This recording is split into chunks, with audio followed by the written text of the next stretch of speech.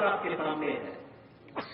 अयोध्या में राम मंदिर भी बन रहा है, भारत दुनिया की बड़ी ताकत भी बन रहा है, सुरक्षा का बेहतर वातावरण भी बन रहा है, विकास के बड़े बड़े कार्य भी हो रहे हैं, गरीब कल्याणकारी योजना भी प्रभावी ढंग से आगे बढ़ रही है। अगर जनता जनार्दन वोट ही न देती, क्या हम उत्तर प्रदेश देश के सबसे बड़े राज्य को संभाल पाते? क्या जो जम्मू कश्मीर की स्थिति थी, यहां पर पाकिस्तान प्रस्त आतंकवादी किस तरीके से तबाही मचाए गए थे, लेकिन उत्तर प्रदेश के अंदर तो सत्ता के संरक्षण में जिस प्रकार की अराजकता थी, हर दूसरे दिन दंगा होता था, कर्फ्यू लगता था, महीनों महीनों कर्फ्यू रहता था। बहनों और भाइयों, 7 वर्ष से मैं आज उत्तर प्रदेश के अंदर मुख्यमंत्री के रूप में काम कर रहा हूं, और बहनों और भाइयों, 7 वर्ष में एक भी दंगा नहीं हुआ, कोई दंगा नहीं है, कर्फ्यू नहीं है, बल्कि भगवान शिव की कावड़ यात्रा निकलती है धूम धड़ाके के साथ। लोग भूल गए कि कर्फ्यू भी कभी लगता था यहां पे। आप देखते होंगे, उत्तर प्रदेश देश का पहला राज्य है जहां के धर्मस्थलों से जो माइक की चिल्लाहट होती सब उतर गया है, समाप्त। अब वहां माइक की आवाज नहीं होती है, लोग शांतिपूर्ण तरीके से विकास में विश्वास कर रहे हैं। विकास और आस्था को सम्मान किस रूप में होना है, अयोध्या उसका एक उदाहरण आपके सामने है, मथुरा वृंदावन उसका उदाहरण है। और बहनों और भाइयों, मैं तो आज अपने कटवा के बहनों और भाइयों से यही कहूंगा, आपके यहां प्रथम चरण में चुनाव है, चुनाव के बाद पदाधिकारी अपने क्षेत्रों में प्रचार के लिए जाएंगे, देश के अन्य क्षेत्रों में भी जाएंगे, लेकिन आप लोगों को फिर अयोध्या के दर्शन के कार्यक्रम जरूर बनाना चाहिए। बनाइए, हमें पहले से बता दें, आज अयोध्या में कोई समस्या नहीं है, कोई समस्या नहीं। जो पहले आज से 7 वर्ष पहले, 10 वर्ष पहले अयोध्या गया होगा, वो थोड़ा संकोच कर रहा होगा। अब अयोध्या बदल गई है। जैसे कठुआ में 6 लेन के एक्सप्रेस वे आ रही है ना, ऐसे अयोध्या के अंदर भी हम लोगों ने ऐसे एक्सप्रेस वे बना दिए हैं।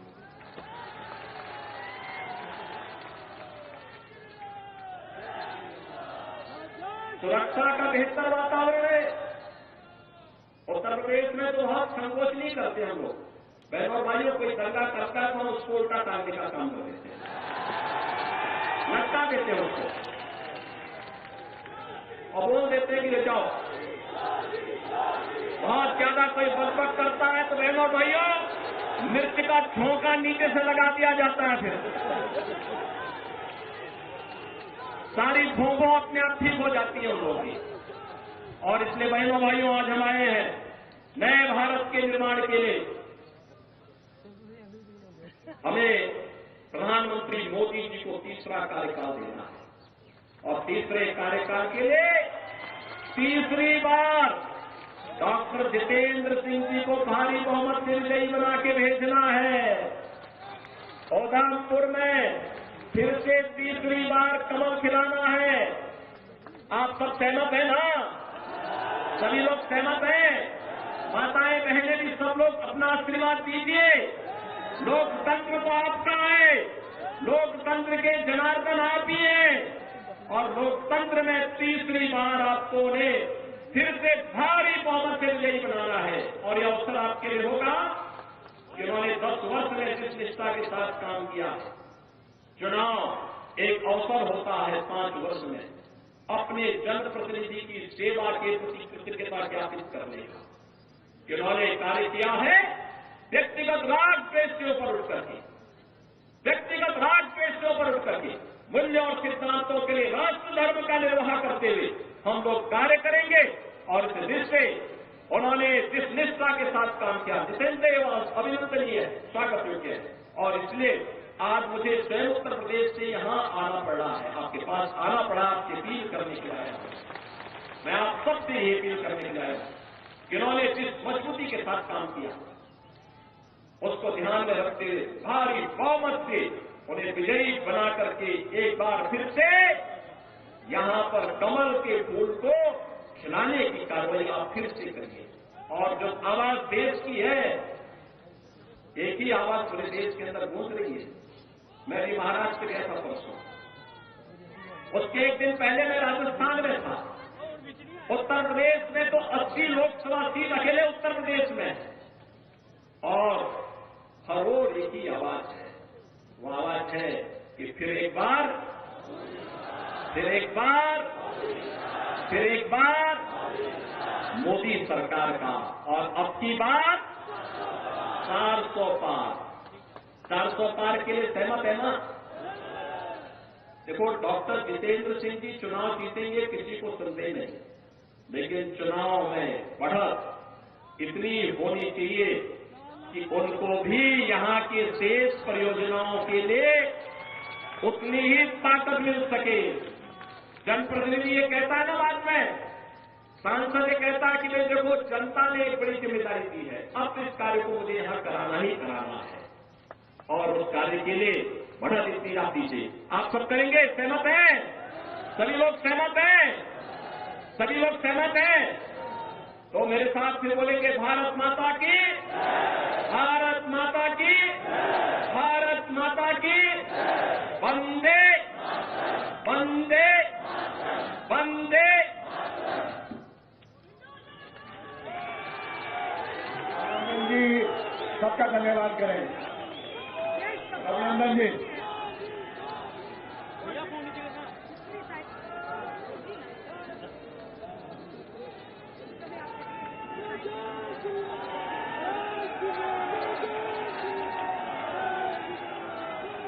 भारत माता की, भारत माता की। मैं जहां हमारे महाराज योगी आदित्यनाथ जी का तहे दिल से धन्यवाद करता हूं कि ये जो जेके ड्यूटी प्रवेश द्वार में वो आए, पूरी कठुआ की ओर से मैं उनका तहे दिल से धन्यवाद करता हूं। जितने भी हमारे माननीय जहां है, मैं को ध्यान में रखने के साथ ही गरीब कल्याणकारी योजनाओं की कोई सानी नहीं। आप देखते होंगे, न केवल जम्मू कश्मीर में, पूरे भारत के अंदर भी आप देखते होंगे 80 करोड़ लोग फ्री में राशन की सुविधा का लाभ प्राप्त कर रहे हैं। 60 करोड़ लोग आयुष्मान भारत में 5 लाख रुपए की स्वास्थ्य बीमा का कवर प्राप्त कर रहे हैं। 50 करोड़ लोगों को जन धन के अकाउंट खोले गए। 12 करोड़ अन्नदाता किसान प्रधानमंत्री किसान सम्मान निधि का लाभ प्राप्त कर रहा है। 12 करोड़ गरीबों के घर में शौचालय बने हैं। 10 करोड़ परिवारों को फ्री में उज्ज्वला योजना के सिलेंडर के कनेक्शन प्राप्त हुए हैं। बहनों और भाइयों, 4 करोड़ गरीबों के लिए प्रधानमंत्री आवास योजना भी बने हैं, और 2.5 करोड़ घरों तक पहली बार बिजली पहुंचाने का काम भी हुआ है। इस प्रकार के अनगिनत गरीब कल्याणकारी योजनाओं का लाभ आज पिछले 10 वर्ष में उस कैबिनेट ने और उस सरकार ने किए हैं, जिसका नेतृत्व मोदी जी कर रहे हैं, और आपके सांसद उस सरकार के अभिन्न हिस्से हैं। डॉक्टर जितेंद्र सिंह जी उस सरकार के हिस्से हैं, और सरकार आज गरीब कल्याण का कार्य भी कर रही है। और तो और कितना परिवर्तन आया है। इससे पहले लोग अपने आप को हिंदू बोलने में भी संकोच करते थे, और बहनों भाइयों, अयोध्या का नाम लेने पे तो लोग डरते थे, डरते थे। मुझे याद है जब मैं 2017 में उत्तर प्रदेश का मुख्यमंत्री बना, तो मैं अयोध्या चला गया। लोगों ने कहा, क्या कर रहे हैं? मैंने कहा, क्यों? कहा कि अयोध्या जाने से आपको मालूम है तो कुछ लोग नाराज हो जाएंगे। मैंने कहा, कुछ लोग नाराज हो जाएंगे तो क्या मैं अपनी आस्था के साथ और जन आस्था के साथ खिलवाड़ कर दूं क्या? ये वोट बैंक के लिए नहीं हो सकता है। हमने कहा, अयोध्या में भव्य दीपोत्सव के आयोजन की तैयारी करो, और बहनों और भाइयों, अच्छी सरकार बनती है तो 500 वर्षों का इंतजार भी समाप्त हो जाता है। आज अयोध्या में राम मंदिर का निर्माण हुआ है ना, क्या ये काम कांग्रेस के लोग कर पाते क्या? अयोध्या में राम मंदिर का निर्माण कांग्रेस कर पाती क्या? बहनों और भाइयों, कांग्रेस ने तो कहा था कि राम हुए ही नहीं, कृष्ण हुए ही नहीं। जो एक्सीडेंटल हिंदू थे वे राम और कृष्ण पर ही प्रश्न खड़ा कर दिए थे। इससे बड़ी आस्था के साथ खिलवाड़ दूसरा नहीं हो सकता। बहनों और भाइयों, कैसे इन्होंने अपमानित करने का प्रयास किया था। राम और कृष्ण के अस्तित्व पर ही प्रश्न खड़ा करके हमारे आराध्य देवों को नकारने का प्रयास किया था। लेकिन आज अयोध्या में भव्य राम मंदिर का निर्माण न केवल हो गया है, बल्कि आज आप अयोध्या जाएंगे, आपको आज परिवर्तन देखने को मिलेगा। अयोध्या में लगेगा जैसे त्रेता युग का अयोध्या यहां उतर आया है, साक्षात उतर आया है। जब अच्छी सरकार आती है तो यही होता है, अच्छी सरकार आती है यही होता है। काशी में आप जाइए, काशी विश्वनाथ धाम बन गया है। लोग बोलते थे काशी विश्वनाथ धाम संकरी गली थी, बामुश्किल 5 लोग जा पाते थे। आज 50,000 श्रद्धालु भी एक समय वहां आ जाए मंदिर परिसर में, कोई समस्या नहीं है, कोई समस्या नहीं है। आस्था का सम्मान कैसे होना चाहिए, यह कार्य भी आज देखने को मिल रहा है। नौजवानों के लिए रोजगार की व्यवस्था, जीविका की व्यवस्था कैसे होनी चाहिए, यह कार्य भी आज देश के अंदर बखूबी आगे बढ़ रहा है। और बहनों और भाइयों, यही नहीं, हमें सुरक्षा भी करनी है और देश को समृद्धि के नई ऊंचाइयों तक भी लेके चलना है। इस पर जो कार्य वर्तमान में हो रहा है, ये किसी से छुपा हुआ नहीं है, पूरा देश इस बात को जानता है। आपने देखा होगा, ये देश जब अपनी आजादी का अमृत महोत्सव मना रहा था, आजादी के 75 वर्ष पूरे हो रहे थे, देश उत्साह के साथ जुड़ा हुआ था। और उत्साह को और दुगना कर दिया था जब जो ब्रिटेन लगभग 200 वर्षों तक जिस भारत पे शासन किया था, उस ब्रिटेन को पछाड़ करके प्रधानमंत्री मोदी जी के नेतृत्व में भारत दुनिया की 5वीं बड़ी अर्थव्यवस्था बना, 5वीं बड़ी अर्थव्यवस्था बना। और आज तो हम इसीलिए आए हैं, बहुत सारे लोग आएंगे आपके पास अपनी बात कहने के लिए। कोई जाति की बात करेगा, कोई क्षेत्र की बात करेगा, कोई भाषा की बात करेगा, कोई किसी अन्य बात की बात करेगा। हमें किसी बात में नहीं उठना है, बहुत खोया है। अब पाने का समय आया है, अपने देश को मजबूत करने का समय आया है। कठुआ को विकास की मुख्य धारा के साथ जोड़ करके अपने वर्तमान और भावी पीढ़ी के लिए उज्जवल भविष्य देना है। और इसके लिए आवश्यक है जो कार्य यहां पे पिछले 10 वर्ष के अंदर मैं सचमुच चौंका था जब मैं ऊपर से हेलीकॉप्टर से देखा यहां का विकास किस तरीके से कोई सोचता था। यहां भी एक्सप्रेसवे से जुड़ेगा, यहां भी मेडिकल कॉलेज बनेंगे, यहां पे प्रौद्योगिकी संस्थान बनेंगे, यहां पे कुछ अच्छे सेंटर स्थापित होंगे। जम्मू कश्मीर को तो लोगों ने लावारिस छोड़ दिया, भगवान भरोसे छोड़ दिया था। देश को इन्होंने किस प्रकार का व्यवहार देश के साथ किया था। बहनों और भाइयों, कांग्रेसियों के व्यवहार पर कोई आश्चर्य नहीं, क्योंकि इन्होंने पूरे देश को अपनी बपौती समझ करके उसको, जब देश के ऊपर संकट आता था, ये लोग देश छोड़ करके भाग जाते थे। किसी भी समय में आपने देखा होगा, क्या डोडा का नरसंहार किसने नहीं देखा था। लेकिन बहनों और भाइयों, अब हमारे पास वक्त आया है, पिछले 10 वर्ष में जो कार्य किया है उसके परिणाम को हमें और बेहतर तरीके से सामने लेकर के आना है। और इसके लिए तीसरी बार मोदी जी ने आपसे कार्यकाल मांगा है।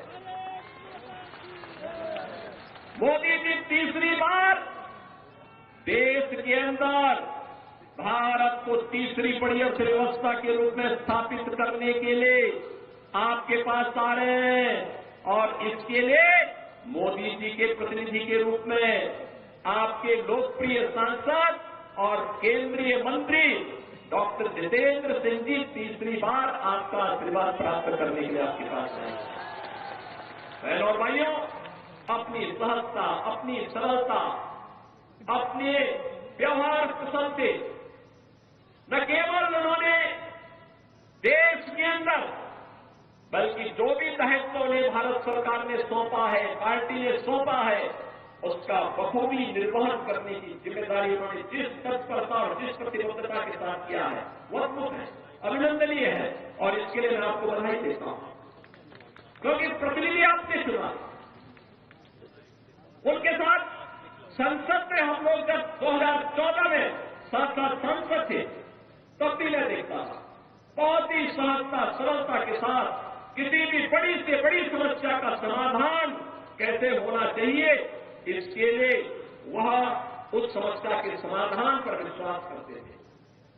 बहनों और भाइयों, आज मैं आपसे यही कहने के लिए आया हूं, आज देश आज जिस नए युग में प्रवेश किया है, जिस नए भारत का हम दर्शन कर रहे हैं, यह सच है मोदी जी का नेतृत्व है। मोदी जी को इसका श्रेय जाता है। नए भारत के शिल्पी के रूप में मोदी जी का हर व्यक्ति सम्मान करता है। लेकिन बहनों और भाइयों, मोदी जी के साथ साथ आपको भी इसका श्रेय जाता है, क्योंकि मोदी जी को एक वोट देकर के आपने मोदी जी को देश की सत्ता सौंपी, देश की बागडोर सौंपी। मोदी जी को देश की बागडोर सौंपी है तो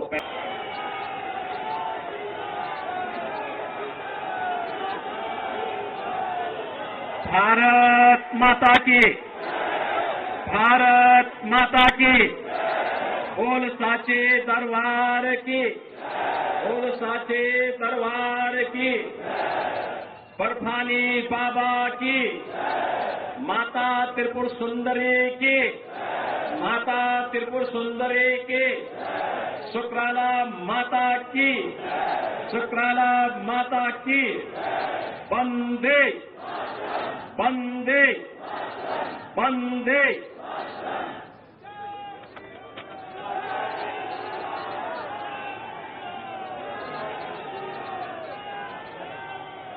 केंद्रीय मंत्री और देश की प्रतिष्ठित उधमपुर लोकसभा सीट से भारतीय जनता पार्टी के प्रत्याशी डॉक्टर जितेंद्र सिंह जी, भारतीय जनता पार्टी के प्रदेश के अध्यक्ष श्री रविंद्र रैना जी,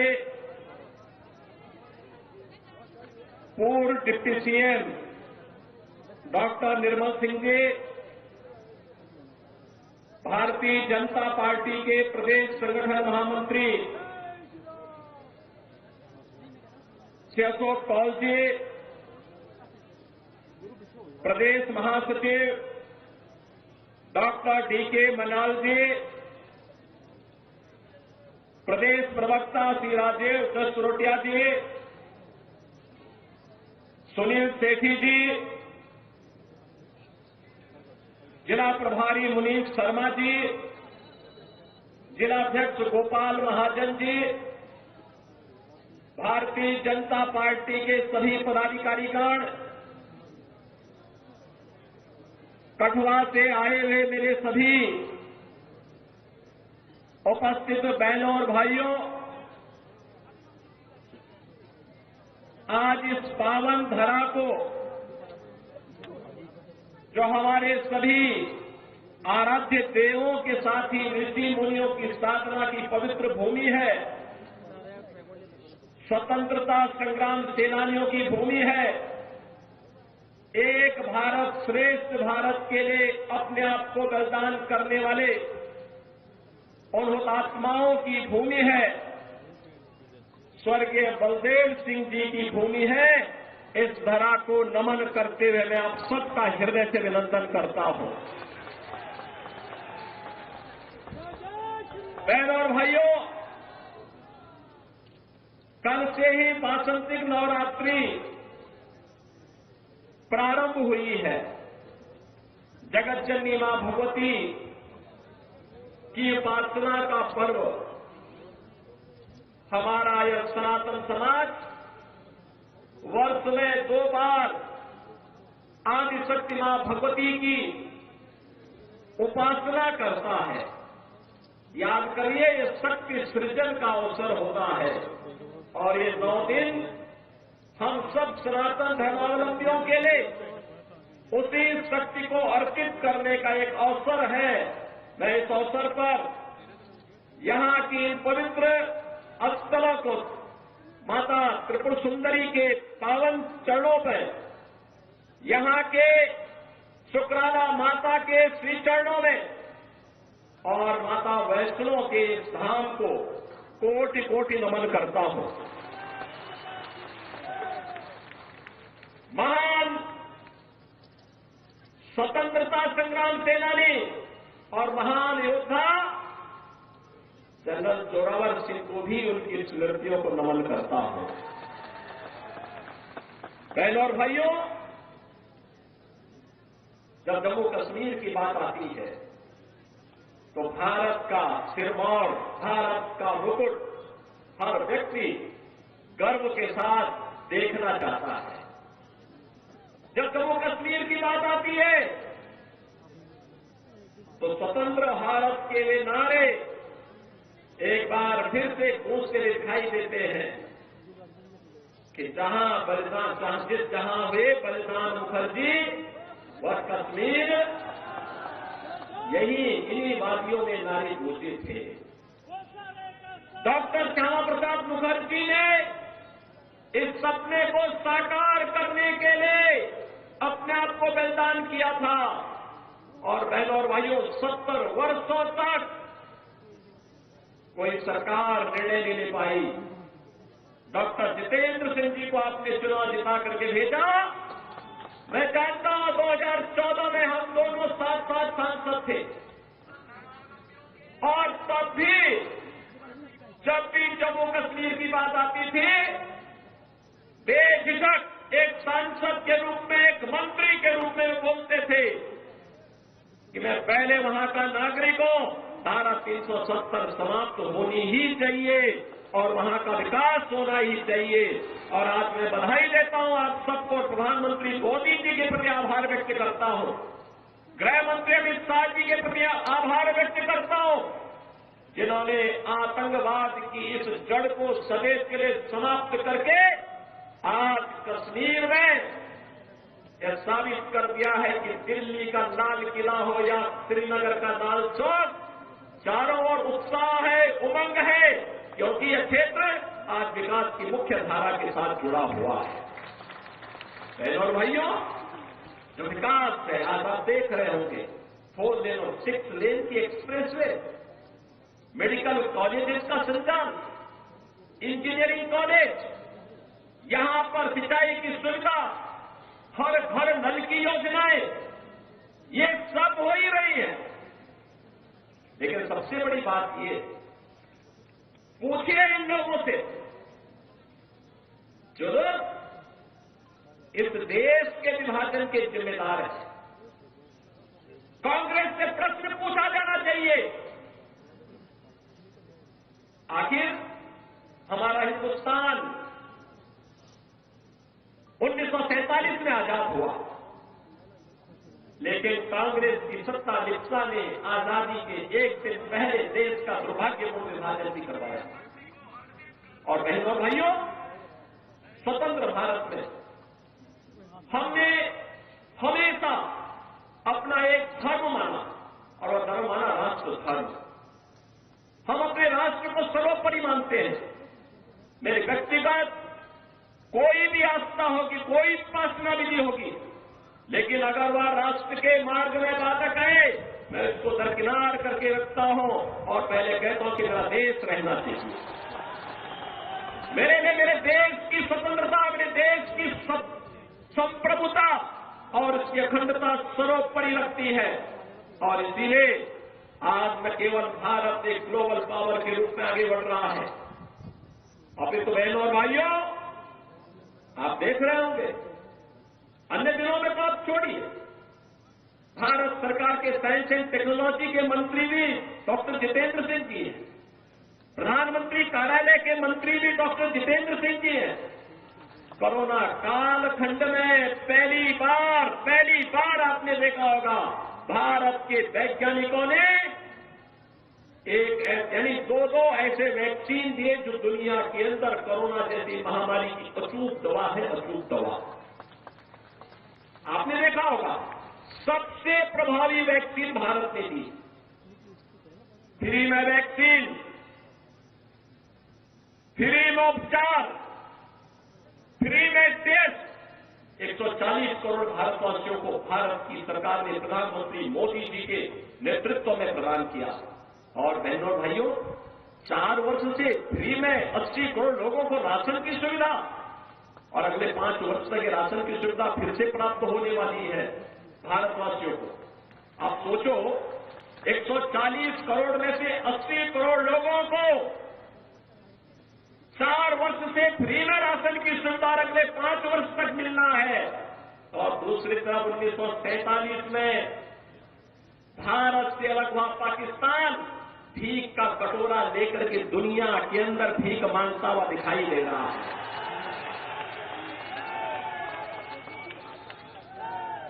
आज आप देख रहे होंगे बदलते हुए भारत को। ये जो नया भारत है बहनों और भाइयों, इस नए भारत को आज आप देख रहे होंगे, एक भारत श्रेष्ठ भारत। इस भारत में भारत के 140 करोड़ लोगों का सम्मान भी है। दुनिया के अंदर आज भारतवासी कहीं भी जाता है, लोग बड़े सम्मान के साथ उसकी ओर देखते हैं। आज भारतवासी दुनिया के अंदर सम्मान प्राप्त कर रहा है। आज सीमाएं भी सुरक्षित हुई हैं। ऐसा नहीं कि अब कोई पाकिस्तान का व्यक्ति कोई घुसपैठ करके हमारी सुरक्षा में सेंध लगाएगा, नहीं लगा सकता। अगर कहीं एक पटाखा भी फूट जाए ना तो पाकिस्तान अब सफाई देता कि नहीं मेरा इसमें हाथ नहीं है, क्योंकि इसे मालूम है अगर कुछ हो गया तो फिर उसको लेने के देने पड़ेंगे। और बहनों भाइयों, जब एक मजबूत सरकार होती है तो ऐसे होता है। सुरक्षा की पुख्ता व्यवस्था, कश्मीर में धारा 370 समाप्त करके यहां के आतंकवाद की समस्या का समाधान, देश के अंदर नक्सलवाद की समस्या का भी समाधान हो गया। सुरक्षा की बेहतर स्थिति है। इंफ्रास्ट्रक्चर, अत्याधुनिक इंफ्रास्ट्रक्चर आप देख रहे होंगे। कई highway, railway, metro, rapid rail, IIT, IIM, medical college, AIIMS जैसी सौगात आज देश को प्राप्त हो रही है। साइंस एंड टेक्नोलॉजी के नए नए केंद्र बन रहे हैं। अत्याधुनिक इंफ्रास्ट्रक्चर विकसित हो रहा है। बेहतरीन माहौल में भारत आगे की ओर बढ़ रहा है।